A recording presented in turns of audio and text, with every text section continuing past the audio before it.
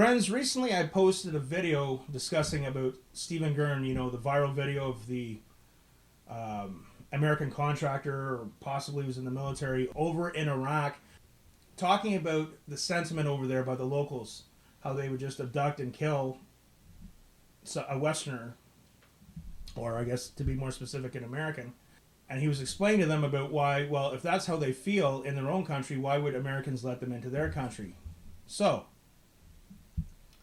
looking at this, the comments I got, you know, a lot of people were questioning if he was actually in Iraq. You know, I just posted my initial thoughts. I got a lot of comments, the video's getting a lot of views.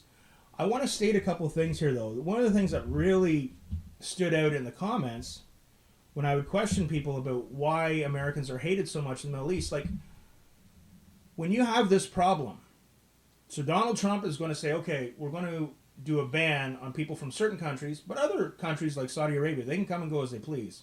Some people might find that a little weird, but whatever. My question is this, is when people post that, well, the reason that Americans are hated is because of the scriptures in the Qu'ran. Well, okay, so my question in return, and somebody answer me this, is the hatred and the strong sentiment just from the Qu'ran?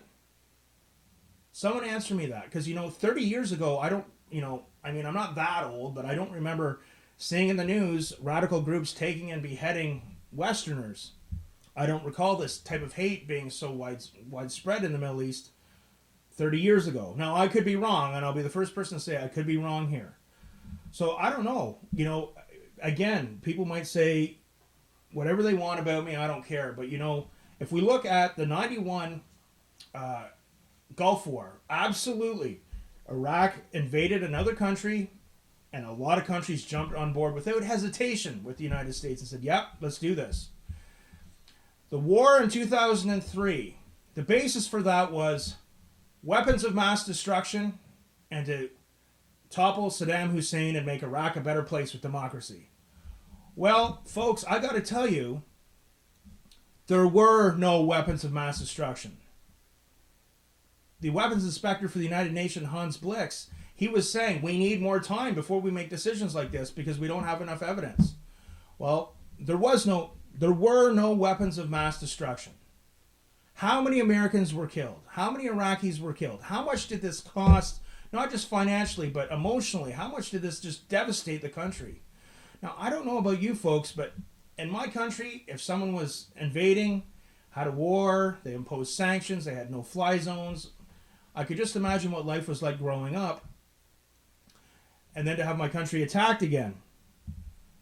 I don't know, but I guess I'm just an idiot, and all this hate just comes from the Qu'ran. What the hell do I know? They lied. Okay. They said there were weapons of mass destruction. There were none, and they knew there were none. There were no weapons of mass destruction. All right. Do you have any misgivings, any second thoughts, any regrets about the Security Council speech 2003, Saddam Hussein, weapons of mass destruction, Iraq? Of course I do.